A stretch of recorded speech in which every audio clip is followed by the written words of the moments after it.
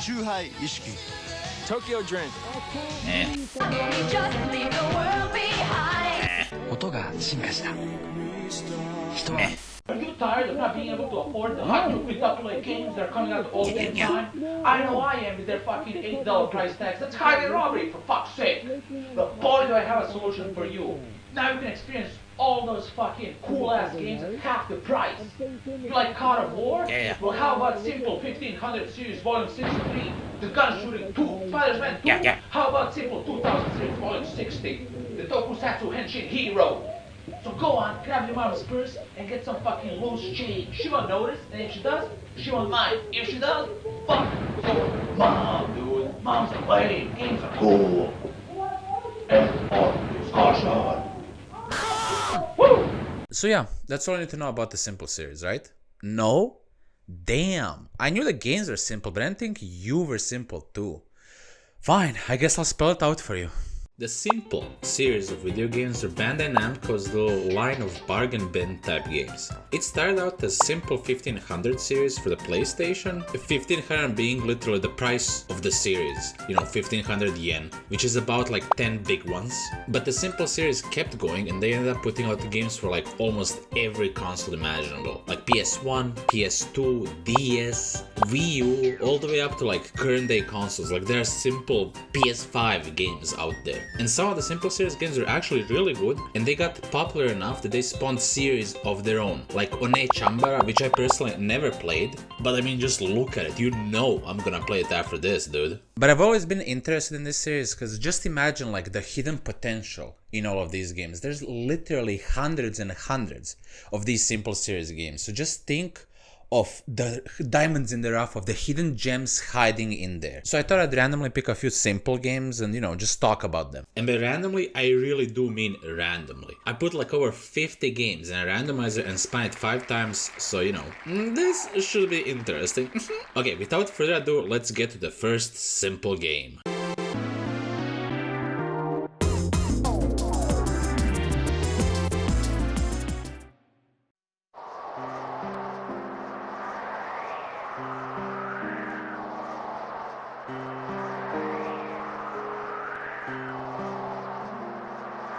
Kimi wa shite iru darou ka? Imada dare mo seihei shita koto no nai yama ga sonzai shite iru koto. Kakkoku no yume tozanka o koto goto kachi rashita sono yama wa imaya mamono to yoba re osore rarete iru.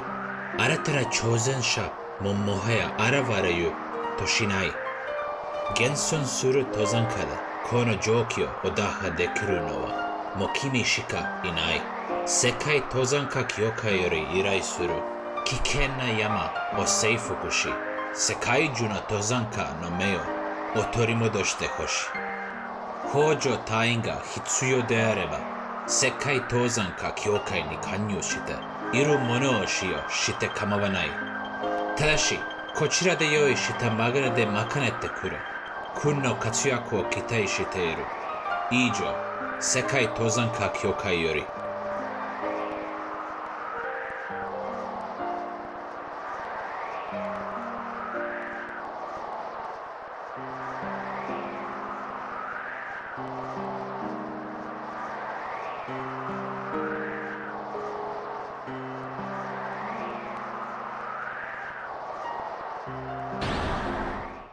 This is a really weird and interesting game because it's like a traditional JRPG except it's about climbing a mountain, like a normal ass mountain. Like you start off by choosing a real life mountain to climb and then you set up a party of mountaineers and there's like multiple classes all somewhat based on the real actual like mountain related things. For example, instead of heal or support, you have a Sherpa and a nurse in your team. And this is such a neat and bizarre idea, but sadly I didn't get very far at all in the game because I don't know if you noticed it yet, but there's no Western release or fan translation for this game, so it's all in Japanese, which is the case for a majority of the Simple series games. And I wish I could tell you that I know Japanese, but I don't. I'm a damn filthy, stupid, idiotic, two-language knowing simpleton. Sorry.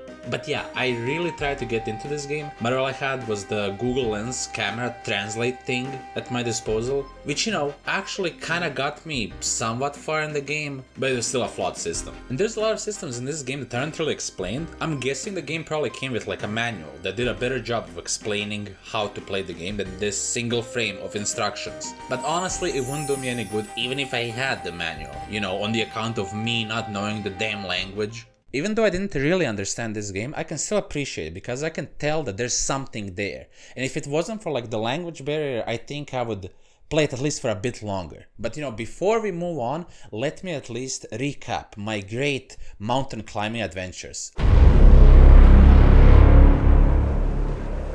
We decided to embark on Mount Fuji. They called it a beginner level mountain with an elevation of only 3,776 meters and an E difficulty. We set up camp at the base of the mountain, and that is when I decided to form a small party of mountaineers to take with me to the top. I decided to take Ayrton, Ain, Hose and Gray with me. They were all attacker class. What a fool I was, not knowing that there are mountaineers with other classes in the camp. Oh god, I hope I didn't doom these men with my poor leadership skills. We have made barely any progress climbing up this mountain, and we are already surrounded by monsters and creatures of all sorts. I decided to change direction and take a more direct route to the top of the mountain. With a little bit of luck, we should be able to make it to the top rather unscathed. We managed to make some good progress, but we were surrounded by a pair of gusts of wind and we had no choice but to fight back. Our party succeeded in defeating them, but not without heavy damage. Gray has been hit for quite a lot, but he should be able to recover. Poor Ain, on the other hand, has been hurt quite intensely. I fear she won't survive the trip to the top, but refuse to come back down. We have sacrificed so much to just give up. Oh god, if only we had a Sherpa or a nurse in our party. I made the decision of altering our course yet again, in fear of running into even more fearsome foes. But we are finally starting to make good progress. We might just be able to survive this horrible mountain. It is late and our party is beyond exhausted. I wish to make camp, but we do not have a Sherpa among us, therefore we are incapable of doing so. God, why was I so unprepared? If only someone told me who and what I had to bring in order to survive this trip. Damn you, the World Climbers Association! I damn you to hell! I have no choice but to put on a brave face for the party and convince them that going forward is the correct choice, knowing damn well that I'm sending us to die up there. May God have mercy on our souls.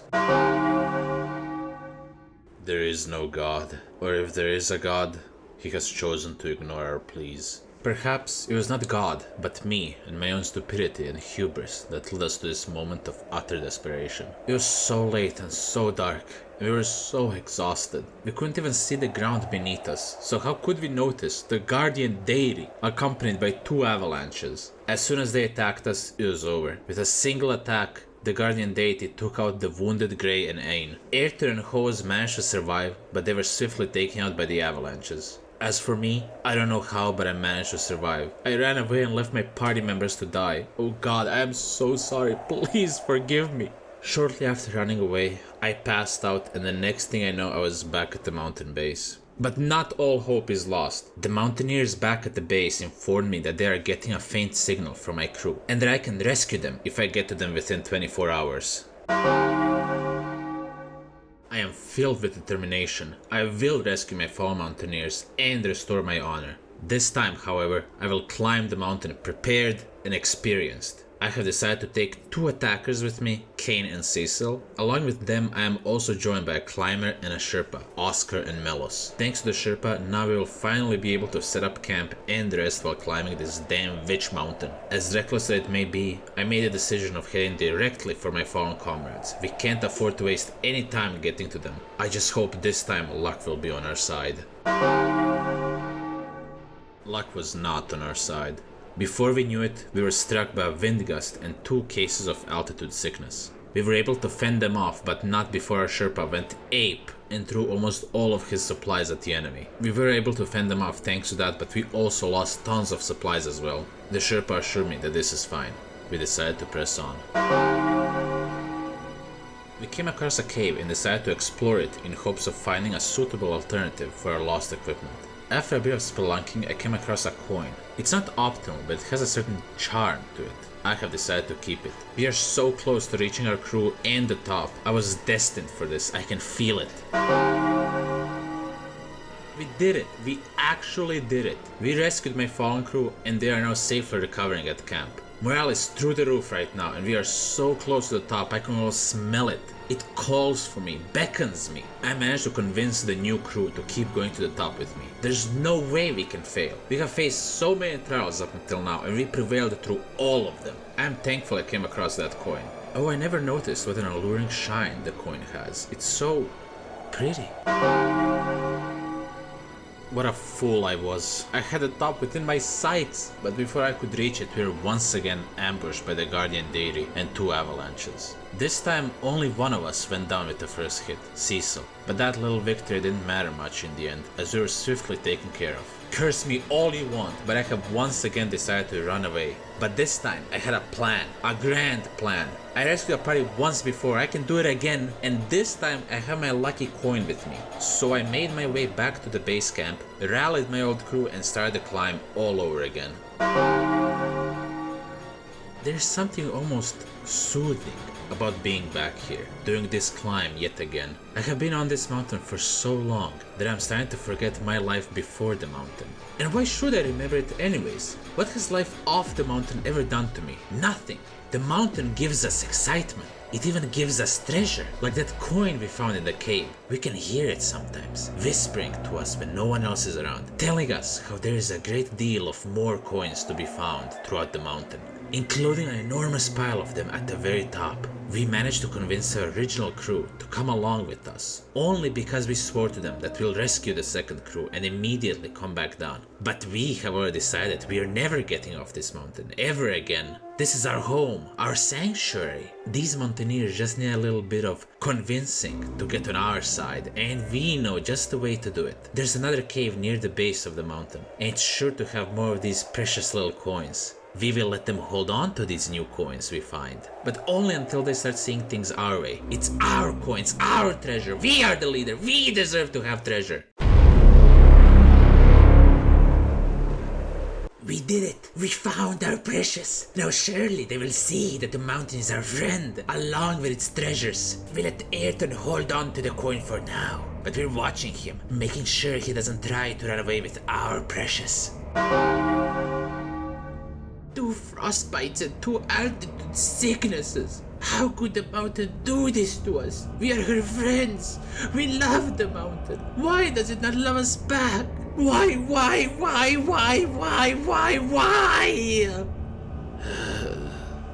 As I'm recording this, with my dying breath, the coin's hold over me is weakening. I think it knows I'm going to die, and it has no interest in me anymore. At least this time, I'm going down with my crew. Oh god, why I make so many horrible decisions along the way. I end up taking the lives of 2 mountaineer parties along with me. I'm so sorry, Ayrton, Ain, Hose, Gray, Kane, Cecil, Oscar, and Melon. Please forgive me. If you're listening to this, promise me one thing, whoever you are. Make sure to blow up Mount Fuji. Please, I beg of you.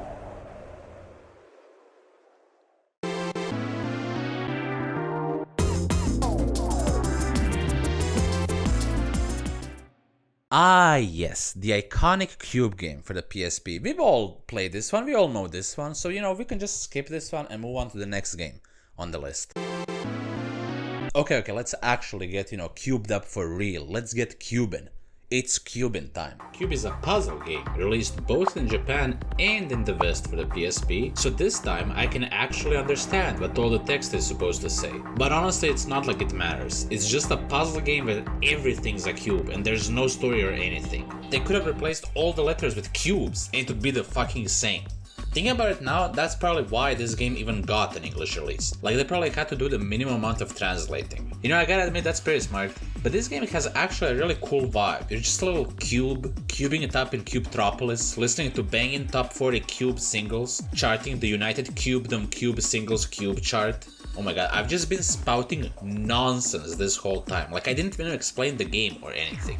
Okay. You play as a cube, and you can move your cubic cube body around, and you gotta go to the orange beam platform at the end of the level to beat the level. There, that's it. Now go cube it up. It does, however, get extremely more difficult as the game throws cube-shaped wrenches into your plans. Like there's a fan cube that pushes away, so first you gotta cube step on a cube switch to turn off the cube fan so you can cube your way to the end of the cube. I mean game. Like this game is pretty cut and dry. It's like fucking cubes. Like what more do you want from me? It's like trying to explain Sudoku for someone. It's numbers. You want numbers. Same with fucking cube. It's cubes. You just cube around. Fucking move on already. God, leave me alone.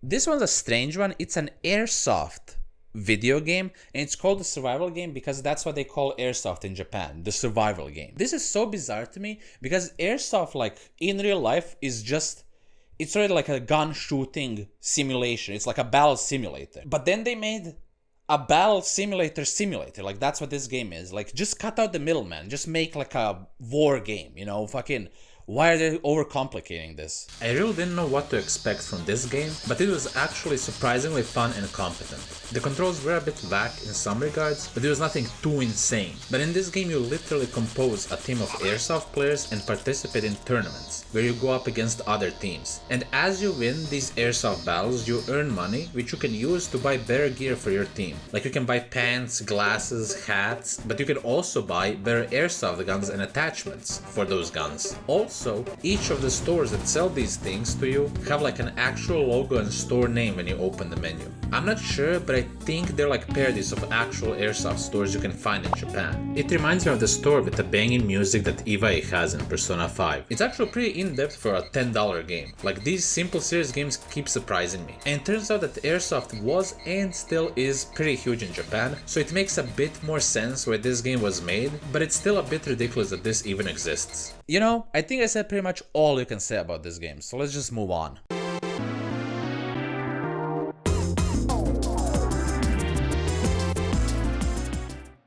Power Diggerz, also known as Power Shovel, boring version of the name, in the US, and Simple 1500 series, volume 89, The Power Shovel, is a game in which you, surprisingly, operate a power shovel. Yep, that's all you do. You drive a little power shovel around and do power shovel things. What are power shovel things, you ask? Why, it's when you take a big old pile of dirt and shovel it across to another big old pile of dirt powerfully. In reality, it's a teeny tiny bit more complicated than that. First, you have to select between different levels of piles of dirt. Wow!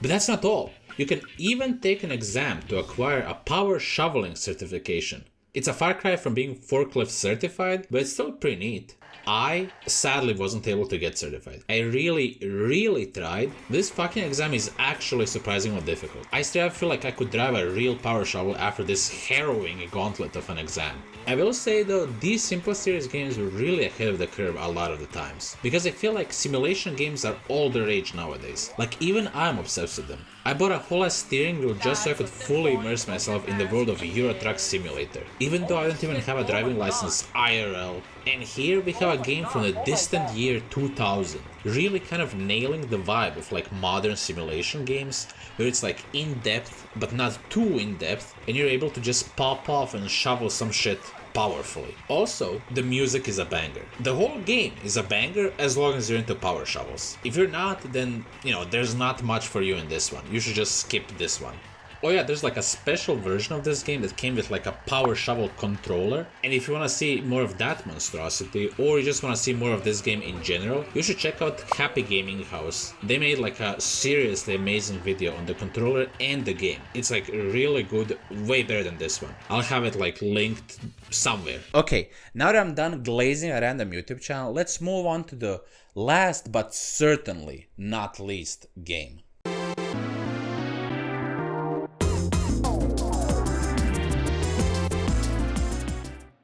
Now this is the big one. Monster Attack is the first Earth Defense Force, or EDF for short, game in the EDF series. This is, in my opinion, the most important Simple Series game. Because not only is this just an amazing game, but it also, more importantly, spawned the EDF franchise, which I personally hold near and dear to my heart. I was actually going to talk about this game no matter what the spinning wheel of Simple Series game landed on, but that wasn't even necessary because it actually did land on EDF.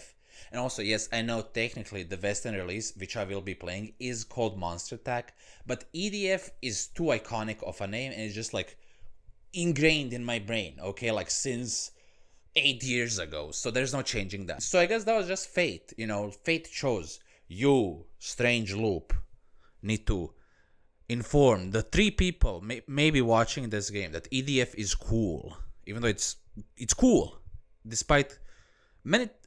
It's cool. It's cool. Move on. Cool. Move on. So my first experience with the EDF series was when I was religiously watching Funhouse, and they made a few episodes of EDF 4.1, I think, and I was just blown away and super intrigued by the game. Like, yeah, it looked janky as hell, but much more than that, it looked fun. There were so many crazy, over-the-top moments and weapons. Even the premise itself is absolutely bonkers. Oh yeah, that reminds me, I should probably explain what the EDF series is. So by looking at the screen, you probably guessed that it's a game about shooting giant bugs. Well, if that's what you guessed, you're wrong.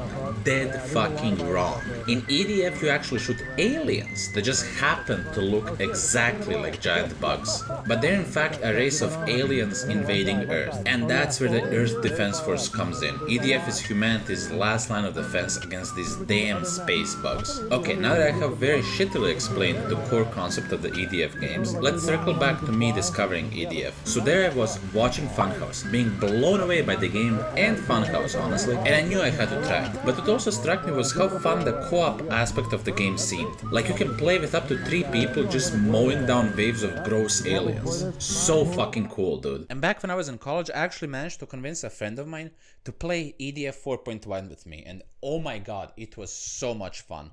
Like every weekend he would come over and we'd be hunched over my PC and we would just play, you know, couch co-op style, and we were obsessed. It's so much fun, and it's genuinely like one of my fondest like gaming memories, just thinking back on like us shooting bugs, mowing down fucking rows and rows of all sorts of bugoids. It's so cool, man. It's awesome. So now that you know my personal history with the series, let's actually talk about the original PS2 EDF game, or Monster Attack. This game pretty much lays down the groundwork for all future EDF installments. Like the only EDF games that aren't are just more advanced version of this game are some of the more out there spin-offs like EDF World Brothers, but even that game shares like 70% of the features with this game. And that just goes to show how fun the gameplay loop is. So here's the EDF experience. You create your loadout by choosing 2 weapons from your collection, then you select a mission and choose a difficulty for the mission. There's like 5 difficulties, by the way, and it gets insane at some of the higher difficulties. And then as you play the mission, the enemies drop these items which can either heal you, increase your max HP, but only after you finish clearing the mission, or unlock a new weapon in your arsenal.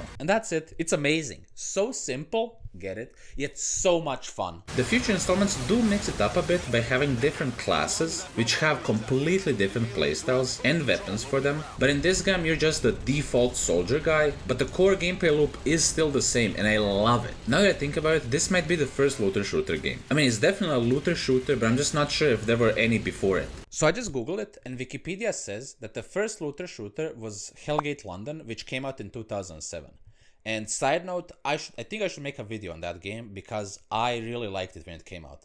But EDF came out in 2004, so I actually think that EDF is the first ever looter shooter. EDF fucking clears, dude, what can I say? It's just goated. So I mentioned before how EDF looked janky, and it is. Like the whole game series has a certain level of jankiness to it, but that seriously is part of the charm. Like in general, the whole vibe of the game is that it plays like the B-monster movies of the 50s. Like just listen to some of the music for the game. And I do have to admit that the title Monster Attack is perfect for that vibe, but EDF is just so iconic I can't not use that name. So for me, some level of jankiness actually enforces that like B-movie aesthetic, but man, some parts of this game are janky. Just the aspect of running the game is a trial. Like I was emulating this game, so I thought that's why I kept getting crazy frame drops. But I tested that theory and ran the game on actual hardware too, and oh my god, the frame rate was actually worse. So much worse. But like I can see why the frame rate drops. At times there's just so many bugs on the screen. Like you can't even see your character. Putting the frame rate aside, the control scheme is actually bewildering. The default simple control scheme is completely nonsensical. Thankfully, there's a technical control scheme, which, you know, aside from a few moments, it's pretty much just the standard third-person shooter control scheme. Like I really tried to figure out on my own how to get into a vehicle. For the first 5 missions, I kept trying to figure it out before just giving up and googling it. It's the select button. What the fuck it is the select button? Like never in a million years would I try to press the select button to enter a tank. And there's like a bunch of unused face buttons and they go for the fucking select button. Like makes no sense. And then when I got into the tank, it was alright, I guess. Like it was cool to be in a tank, but it was so slow and you can only shoot one shot every like half a minute and you always miss. So like there's 3 vehicles in this game, the tank, the hoverbike and the helicopter. And they're all so janky and super heavy feeling. It's almost impossible to steer with the helicopter as it's like super floaty and heavy. Like it takes a full minute to turn around. The only vehicle that's like of any worth is the hoverbike, simply because of how fast it is. Like some of these maps are big, so there's a lot of running involved, but honestly I stopped using even the hoverbike after a while because I kept crashing into things with it. And besides, why would I use some fucking lame ass hoverbike when I can use the tried and true iconic EDF side roll maneuver? This is a staple of EDF. You can only roll to the side, but the roll is like way faster than your running speed. So what you end up doing is you position yourself so that where you want to go is facing your side and then just let it rip. Like not only is this the best way of getting around in this game, I use the exact same trick in EDF 4 and 5, so at this point I unironically love this side roll shit. It's just synonymous with the EDF experience for me. Well, I did say that the core game experience stays the same from this game onwards. This game is significantly smaller than the future installments. There's only 25 missions in the game. And yeah, it's true, there's 5 different difficulties, so it is highly replayable, but still, you know, 25 is a pretty small number. And there's only 111 weapons in the whole game. And that may seem like a lot, but for reference, EDF 5 has 110 missions and 1,187 weapons in the game. Speaking of weapons, I will say that it's kind of disappointing how OP the assault rifle and sniper rifle combo is. Because in this game there's 7 different categories of weapons. Assault rifles, sniper rifles, rocket launchers, missile launchers, grenade launchers and special weapons. And for almost all, if not all of the mission, easily your best bet is to equip yourself with the strongest AR and sniper rifle you have. Which is a bit disappointing since you can't get goofy with like experimenting with weapons. To be fair, there isn't that many crazy weapons in this game anyways, it's just mostly the typical army arsenal type shit, which is a far cry from the future installments. Like in the sequels you can literally call in a mech to have a slugfest with a legally distinct Godzilla, or even legally distinct Mecha Godzilla. Oh yeah, Godzilla is in this game, I totally forgot to mention that. He's there. Most of the aliens take the form of enormous bugs, but sometimes they mix it up by becoming Godzilla. I don't know why, but who the fuck cares? It's so fucking sick. And you know, that should really be the motto of this franchise. Like, it's just so sick and so stupid. I fucking love it, man. The last piece of criticism I have for this game has to do specifically with the Western release. You know, Monster Attack. So Monster Attack has almost no story compared to the Japanese version. Like, not only did they cut out all of the voice lines, they even cut out the whole tutorial. I guess they did it so that they don't have to spend as much time and money localizing the game, but damn, what a travesty. Like, I'm not even that upset about the tutorial. I'm way more upset about the iconic voice lines. Because you gotta understand, the voice lines are such a huge part of the game. They're like super over the top and campy, and in later games you can even spam the voice lines mid-game, including making your EDF soldiers straight up sing the anthem of the EDF. It's amazing. We're gonna put you to work. Yes, sir! To save our Mother Earth from any alien attack, from vicious giant insects who have once again come back. We'll unleash all our forces, we won't cut them any slack. The EDF deploys. Our soldiers are prepared for any alien threats. The Navy launches ships, the Air Force sends their jets. And nothing can withstand our big bayonets. The EDF deploys. Our forces have now dwindled and we pull back to regroup. The enemy has multiplied and formed a massive group. We'd better beat these bugs before we're all turned to soup. The EDF deploys. As for the tutorial, I guess it will teach me how to enter a vehicle, but at the cost of my sanity. The tutorial missions suck in EDF games. Future EDF games are way better at localization, so I did experience their tutorials, and oh my god, they're the most hand-holdy, time-wasty type of tutorial around. It is so lame and just useless. Like, it's one of those tutorials where it's like, you push up to walk forward, push back to walk backwards. Like, no shit, dude. Like, I've played a game in my life. And like, I guess those tutorials are useful for someone who's never ever touched a video game, but whose first ever video game is gonna be an EDF game, you know? Like, come on.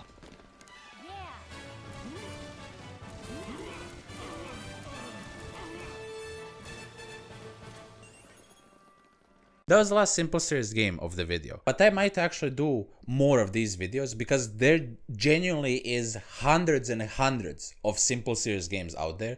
So if y'all are down for this type of stuff, so am I. And yes, I know I ended up talking about EDF way more than the other games, but you gotta understand, EDF has like way more meat on its bone. Like all the other games, I tried to get into them, but they're just like, you know, tiny little bones, like meatless, dry ass bones. And then we have EDF over here. Like, look at this fucking thick, meaty bone. Like, oh my god, look at it. And then we have fucking EDF 2017 over here. And oh my god, EDF 4.1 The Shadow of New Despair. Oh my god, EDF 2025 down here.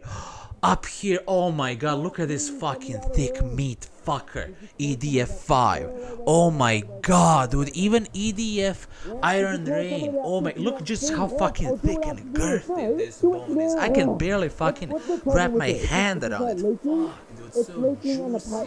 Oh my god, it's so like juicy and meaty, it's like dripping grease all over the place. Oh my god. Then we, oh my god, even World Brothers over here. Fuck. So fucking thick, juicy meat. Oh my god, I just wanna fucking kiss it, man. I just wanna wrap my lips around that fucking meaty bone. Oh my god, so fucking. Oh, I can't even. There's too many of them for me. Oh my god, so many. Fuck.